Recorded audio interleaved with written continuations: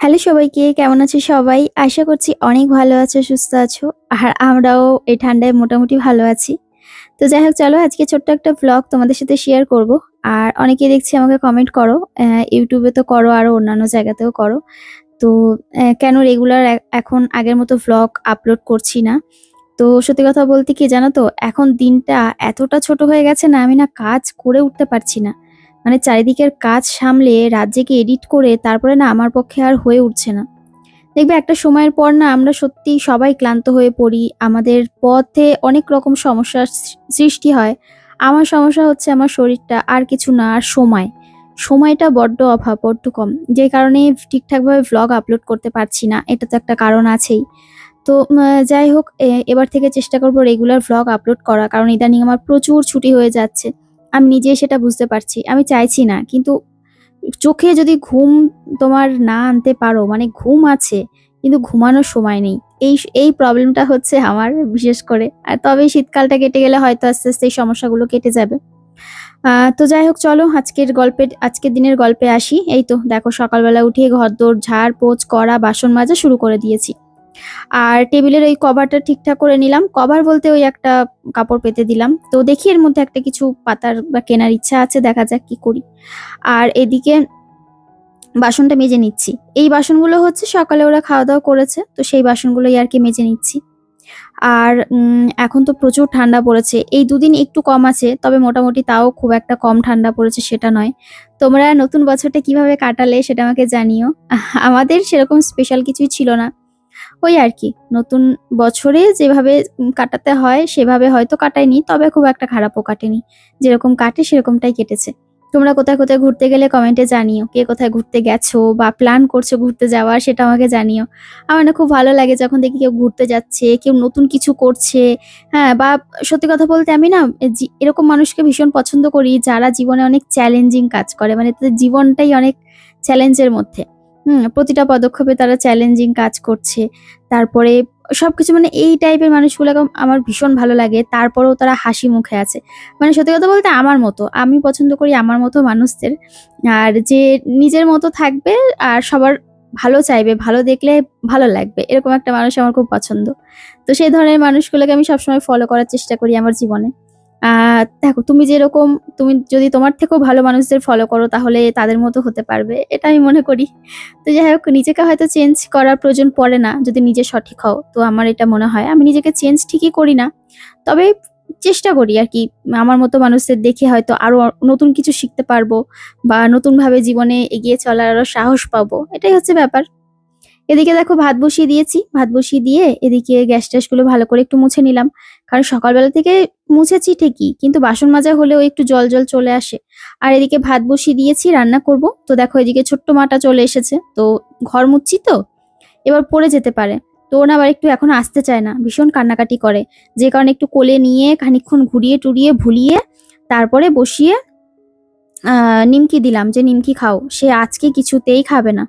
অন্যদিন চুপচাপ হয়ে যায়। কিছুক্ষণ গল্প-টল্প করলে এদিক ওদিক ভোলালে ভুলে যায়। কিন্তু আজকে আর ভোলেনি। আজকে যাবে ছাদে। তো তারপরে যে ছাদে চলে গেল। আর এদিকে দেখো মেয়ে পড়তে বসেছে। আর আমি এদিকে ভাতটা বসিয়ে দিয়ে ঘরদোরগুলো মুছে নিচ্ছি। এখন না ঘর মানে মুছলে কিছুতেই ঘর শুকাতে চায় না। অনেকটা সময় লাগে। আর আমি তো পাখা ছেড়ে দিই। আর পাখা ছাড়লে তো উজ্জ্বল তো বলে, "এই তাড়াতাড়ি পাখা বন্ধ করো, ঠান্ডা লাগছে।" স্বাভাবিক আসলে ওর হাওয়াটা ঠান্ডা এগুলো সমস্ত একটু বেশিই লাগে। তো চলো আমি ঘরদোরগুলো মুছে নিই। আর এই পেস্তাবুকে যদি বলি এখান থেকে একটু বেরিয়ে যা, আমি একটু মুছে নিই। সে এখান থেকে উঠবেও না, নড়বেও না, চড়বেও না। ওর আরো আমাদের থেকে বেশি ঠান্ডা লাগে মানুষের থেকে। তবে সে ভদ্রলোক জামাকাপড় পরবে না। তাহলে ছিঁড়ে তাকে কুটি, কুটি করে রেখে দেবে। কিন্তু তিনি কম্বল ছাড়বে না। কম্বল, কাঁথা যেখানে আছে সেখানেই তিনি। যাই হোক একেক বাড়ির সদস্যদের একেক রকম নিয়ম, তাই না? আমার বাড়িরটার এরকম নিয়ম। তাকে জামাকাপড় প্রত্যেক বছর পরানোর আমি চেষ্টা করি, কিন্তু সে কিছুতেই পরবে না। আ তবে কম্বলের মধ্যে থাকবে সারাক্ষণ। ওর যতক্ষণ না ওর গা গরম হচ্ছে ততক্ষণ। আবার যখন একটু কম্বলের মধ্যে থেকে দেখা যাবে যে গরম হয়ে গেছে গা, আবার দেখবে মাটির মধ্যে পেটটা পেতে শুয়ে রয়েছে। ওদের গায়ে যেহেতু পশম তো, ওদের না ঠান্ডাটা লাগে ঠিকই, কিন্তু আবার ঠান্ডা কিছুক্ষণ পরে আবার ওদের গরমও লেগে যায়। তো এদিকে কইলো যে ওকে কোলে করে নিয়ে মানে আসলো। এসে আমি বললাম যে, "তুই তাহলে এক কাজ কর, পুনুকে আমাদের ঘরে বসিয়ে দে।"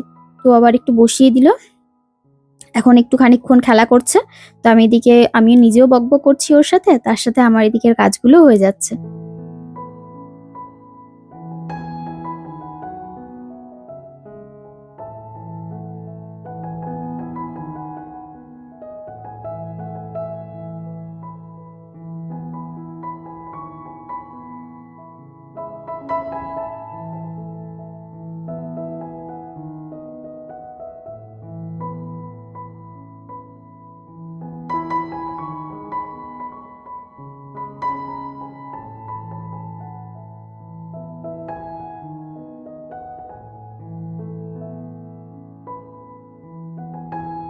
তাছাড়া কটা দিন ধরে মায়ের শরীরটা একটু খারাপ যাচ্ছে। মানে এই ভালো তো এই খারাপ। মানে এই বেলা ভালো তো ওই বেলা খারাপ এরকম একটা ব্যাপার। তো যে কারণে আবার আমারও তো কাজবাজের মানে একটা ব্যাপার আছে যেগুলোতে একটু লেট হয়েই যাচ্ছে। যে কারণে ঠিকঠাক টাইমে না ভ্লগও আপলোড করতে পারি না এই কারণে। এটা তো একটা কারণ রয়েছে। তো আমি ওদেরকে ডিম এনে দিয়েছি। তো ডিম খাক। আমি বললাম যে, খাও ৩ জনে মিলে, তাহলে সকালবেলা উঠে প্রতিদিন একটা করে ডিম সেদ্ধ খেলে তাহলে হয়তো মাথা ব্যথা, গোড়া, পায়ে যন্ত্রণা এগুলো কমবে।" কারণ দেখো, মানে এত বছর খেয়ে এসেছে তো হুট করে বন্ধ করে দেওয়া এটাও সবার শরীরে নিতে পারে না। তো যে কারণে দাদা এসেও বলছিল যে, "তোরা সবাই মিলে মাছ মাংস খাওয়া বন্ধ করিস না। তোদের অসুবিধা হবে, মেয়েটার অসুবিধা হবে।" তো আমি বললাম, "দেখো, আমাদের কিছুই হবে না। কারণ এরকম অনেক মানুষ আছে যারা মাছ মাংস মানে না খেয়েই থাকে। তাদের কোনো অসুবিধা হয় না। হ্যাঁ, তবে মা বা বাচ্চা ওদের আমি জোর করি না। কারণ ওদেরকে তো বলাই আছে, তোমাদের যখন খেতে ইচ্ছা করবে বলবে, রান্না করে খাবে এনে, বা আমি করে দেবো, না পারলে বলবে।" তো যাই হোক, সেই ভেবে ভাবলাম যে না, ওদের একটু এবার থেকে মাছ-টাছ বেশি, বেশি করে মানে দিতে হবে রান্না করে। তাহলে হয়তো উম আ মায়ের পা-ফা যন্ত্রণা এগুলো যদি কমে যায়। তারপর তো নিয়মিত দুধ, ফল চেষ্টা করছি যতটুকুনি করা যায় আমার দিক থেকে। আর কালকে তো ওই যে ব্ল্যাঙ্কেটটা কিনে দিয়েছিলাম, তো মাকে বললাম, "গরম হচ্ছে?" বলছে যে, "হ্যাঁ, মোটামুটি ভালোই গরম হচ্ছে।" আর দুটো ব্ল্যাঙ্কেট গায়ে দিচ্ছে, তাহলে আরো মানে সুন্দর গরম হয়ে যাচ্ছে। আগে তো একটা ছিল, এখন ওই দুটো। একটা বলতে কি, মানে একটার সাথে আরো ওই কুচি-কাঁচা এটা ওটা থেকেই যায়। দেখবে ঘরে ২ টো ৪ টে এক্সট্রা থেকেই যায়। এগুলো পাতলা কাঁথা কম্বল থাকে মোটামুটি। তো এদিকে কোয়েল স্নান করবে বলে বলল, "মামি বালতি দাও।" গরম জল আনবে গিজার থেকে। তো আবার গরম জল নিয়ে মানে বালতি দিলাম।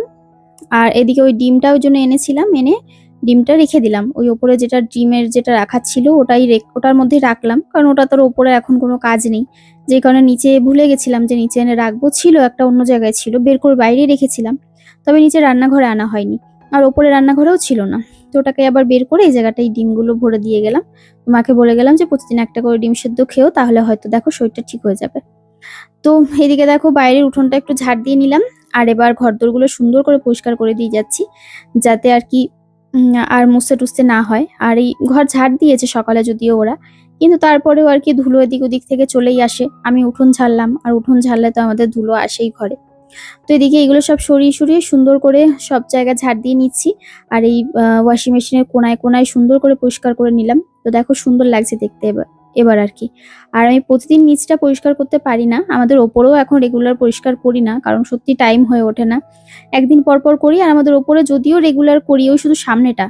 মানে একদম পুরো ঘরবাড়ি পরিষ্কার একদিন পর করি। আর একদিন পর যে দিনটা বাকি থাকে সেই দিনে শুধু সামনে, মানে আমাদের ঘর, বারান্দা আর পাশের ঘর আর রান্নাঘর, ব্যাস এইটুকুনি। সিঁড়ি-টিড়িগুলো মুছি না। আর নিচেরটা ১ দিন ২ দিন পর মুছে দিয়ে যাই। তো এদিকে দেখো, সুন্দর করে মুছে দিয়ে পাখা ছেড়ে দিয়েছি। কিন্তু মনে হলো যে না, যদি কেউ চলে আসে এই মুহূর্তে বাচ্চা-কাচ্চার বাড়ি, তাহলে পড়ে যাবে। তো আমি এবার যেটা করলাম, সুন্দর করে মুছে দিলাম একটা কাপড় দিয়ে, একদম শুকনো করে মুছলাম। যাতে নোংরাগুলোও চলে যায়, আর নোংরা তো যদিও নেই, আর মোছা হয়ে যায় আরকি। তো তারপরে ওপরে এসে আমি একটু ফ্রেশ হলাম। ফ্রেশ হয়ে এদিকে দেখো তোমার ওই কি করব? ও আচ্ছা, তোমার ওই লেবুর রস করছি। তো এদিকে দেখো, এই যে লেবুর রস করে নিলাম। আর মানে করছি আরকি। তো লেবুগুলো দেখতে বড়, কিন্তু এর মধ্যে কিন্তু রস খুব একটা ছিল না। মানে এত শক্ত, এত মোটা খোসাগুলো, কিছুতেই রস বের করতে পারছিলাম না। ভাবলাম যে একটা কাটি, তাহলে একটাতেই মানে যে পরিমাণের সাইজের লেবু যদি একটাই কাটা হয়, তাহলে মোটামুটি একটা কাপ ভর্তি হয়ে যায়। তো সেরকম হচ্ছিল না। তো আর এত শক্ত বের করতে পারছিলাম না রস। তো যাই হোক, করে তারপরে সবাইকে দিলাম। আর দিয়ে তারপরে এদিকে রান্না-বান্না সারলাম।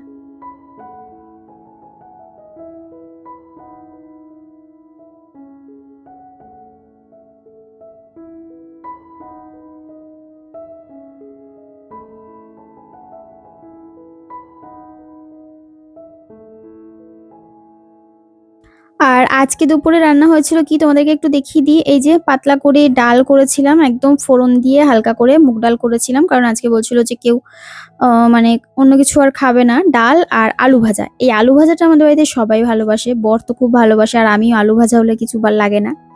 তো আমার মা আবার মাঝে মাঝে বলে আলু একটু কম খাও, দেখবে না হলে ঠাকুর না করুক সুগার হয়ে যাবে। তো যাই হোক, কিন্তু কি বলতো, কোনো জিনিস এইটা হচ্ছে ছোটবেলা দিয়ে একটা ভালোবাসার জিনিস, আলু, যেটা সহজে ছাড়া যায় না। তো ডাল আলু ভাজা হয়ে গেছে, আর এদিকে হচ্ছে গ্যাস মুছে নিয়েছি সবাইকে শরবত দিয়ে, মানে লেবুর রস দেওয়ার পর তারপরে নিজেও একটু করে খেলাম, দুটো লেবুর রস, আর সবাইকে 3-4টে করে দিয়েছি করে। আর তারপরে খাওয়া দাওয়া সেরে এখন রাত্রেবেলা একটু বেরিয়েছিলাম 7টা নাগাদ।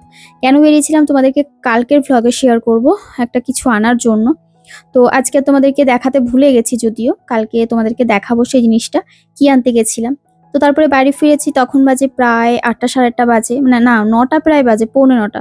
এবার তখন কি রান্না করবো বুঝে উঠতে পারছিলাম না। একটু ডালও আছে, আলু ভাজা যদিও নেই, তো ভাবলাম যে একটা বাঁধাকপি আছে, তাড়াতাড়ি করে কাটি, কেটে বাঁধাকপিটা কষা কষা করে করি, মানে আর কি মাখা মাখা করে, আর তার সাথে ভাত করি।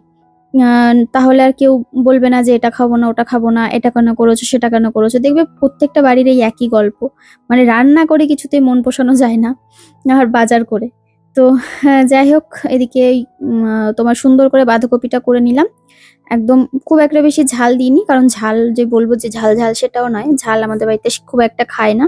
আর উজ্জ্বল এখন ঝালই খেতে পারে না, ওষুধ খেতে খেতে না ওর আর ঝাল খাওয়ার মতো মানে সেটা নেই, নিতে পারে না ঝালটা, অল্প ঝালেই ওর ঝাল লেগে যায়। আর এদিকে এই যে ভাত হয়ে গেছে, ভাতটা তুলে নিলাম। আর এদিকে ডালটাও গরম করে নিয়েছি, একদম সুন্দর করে ডালটা গরম করেছি, কারণ শীতের রাতে একটু গরম গরম ভাত তরকারি যদি না পাওয়া যায়, ওই ঠান্ডা ভাত খেলে কি যে কাঁপুনি ওঠে। একদিন না সে ভাত গরম করা হয়নি, মা রান্না করেছিল সেদিন। এবার উজ্জ্বল যেই ঠান্ডা ভাত নিয়ে গেছি, উজ্জ্বল বলছে তুমি ভাতও গরম করনি, তরকারি গরম করনি। আমি বললাম আজকে তো আমি রান্নাঘরে ঢুকিনি, আজকে তো মা বাড়ি ছিলাম না, মা রুটি টুটি করেছিল। তো তারপরে আবার সেই ভাত তরকারি কড়াইতে ফেলে গরম করে তারপরে আবার ওকে দিই। তো চলো সবাই ভালো থেকো, আজকের মতো টাটা।